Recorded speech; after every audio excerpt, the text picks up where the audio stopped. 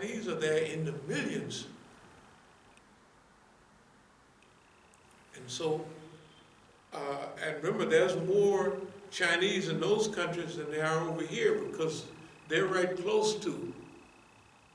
So every country over that way, you have millions of Chinese and millions of Indians. Millions of Indians. Okay.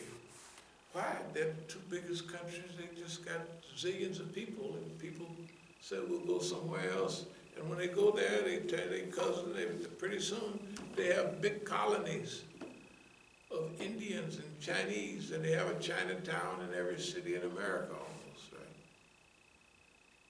Especially out there in California, and San Francisco and LA and Oakland, right across, they got the streets names are in Chinese out there. Yeah.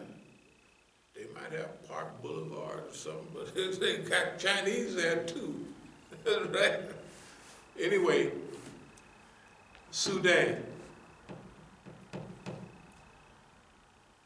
As long as they don't have the government they want, they're going to always be supporting somebody. And our governments are so weak that they can do that almost forever. That's why when we get a few, okay, just look at the transition. Right now, we got Iran developing real well. Along with Iran is Syria. Along with Syria is Iraq, which they destroyed all of that. Then they have Yemen, they're destroying all of that, right? Then they have Hezbollah in Lebanon. You take Hezbollah, whatever Iranians are doing is paying off big right now. All of their allies, just look at the world right now, all Iranian allies are holding on. And there's no general possibility of them losing. So that means in the Arab world, the Persian-speaking Iranians will have Syria, they will have Iraq, right? They'll have across the way Yemen, and then they have their homeboys on the other side here, right next to the Zionist state, Hezbollah. All the years before, Iran was by itself. So we proposed the rebuilding of all of those countries with modern, up-to-date, you know what I mean? Not those old mud huts that they had before, right? But the West destroyed it. So the Muslims should solicit aid and assistance or give projects to Japan and so on and so on. Some are built good at highways. We want you to rebuild the highway system in Afghanistan.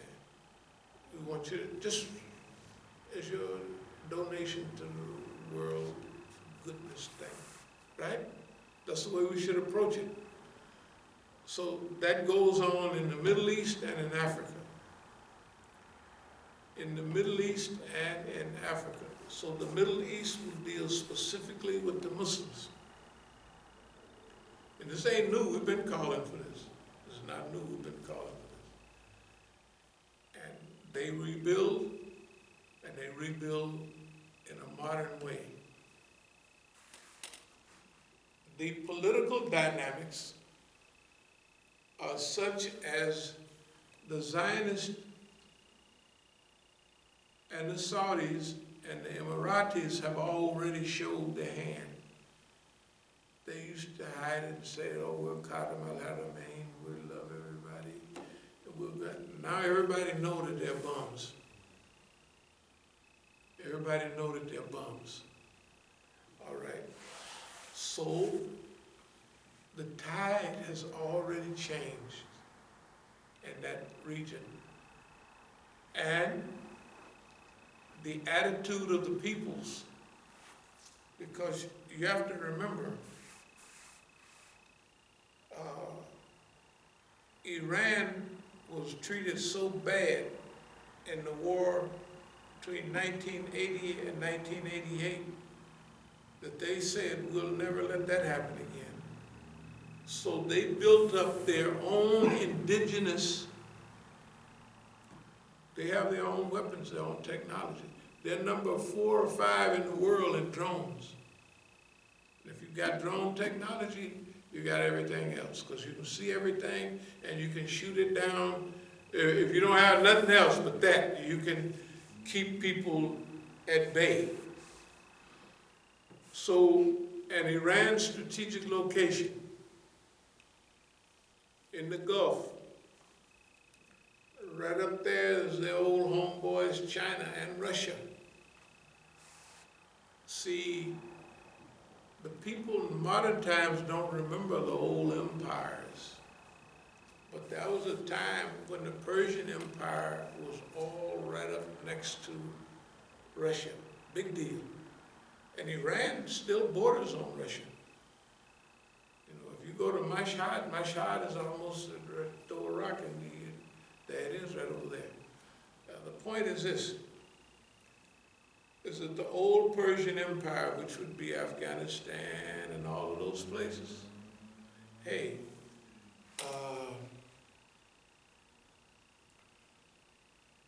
those people are reconfiguring themselves already. And Iran has done brilliant. 2 weeks ago, it had that regional meeting that they won't fight over Afghanistan, that they're gonna help it, they're gonna do this. So now, whatever the U.S. had planned for Afghanistan, they done already nipped it in the bud. Afghanistan can't say, because you can see there's 3 Shia Masjid been hit all in a row. They're gonna have to neutralize that. They're gonna say, hey man, what's up with y'all? Because the world around them will say, hey, what's up with that? You see what I mean? It won't be them. The U.S. and the Zionists are trying to focus on cutting off Iran. Iran is not isolated anymore. It's not cut off anymore. Okay. Sudan. Although they've cut off southern Sudan from northern Sudan, in the old days, Sudan bordered on 10 countries in Africa. 10 countries. So now it borders on 8. Something like that, right? That means that the Nile also runs through Sudan. Okay, at least in fact, the White Nile and the Blue Nile meet in Khartoum. That's where they meet at, in Khartoum. All the stuff that's going on in that region, the great dam they built it almost finished up in Ethiopia, the da-da-da-da-da. Sudan touches on everything. Egypt, Sudan. Sudan is the key to that whole region, not Egypt. And just a little cultural thing. When I was in Sudan, we visited the royal city. And when we looked at the museum,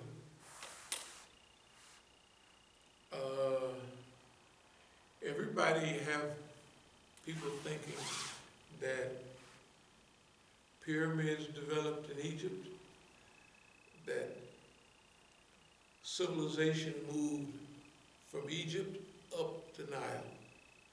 Didn't go that way. Very seldom does things go up without a lot of help. When you looked at the ancient pyramids, I brought pictures by the way, they're smaller.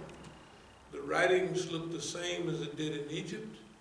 And they have a place I visited called the Royal City, right next to the Nile. It's not right next to the Nile.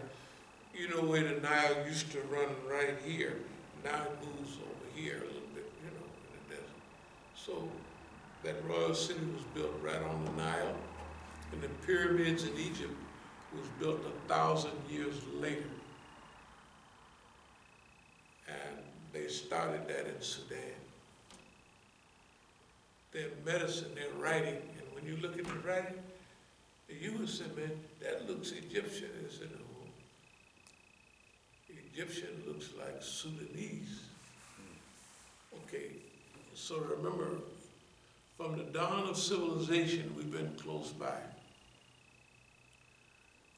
They don't want us to use our potential here. They don't want Africans to use their potential, Sudanese to use their potential, Arabs, Iranians, nobody to use their potential. Use everything for them. That day is changing. That day is changing. And when we use more of our own material for us, we'll all of a sudden turn from paupers to rich.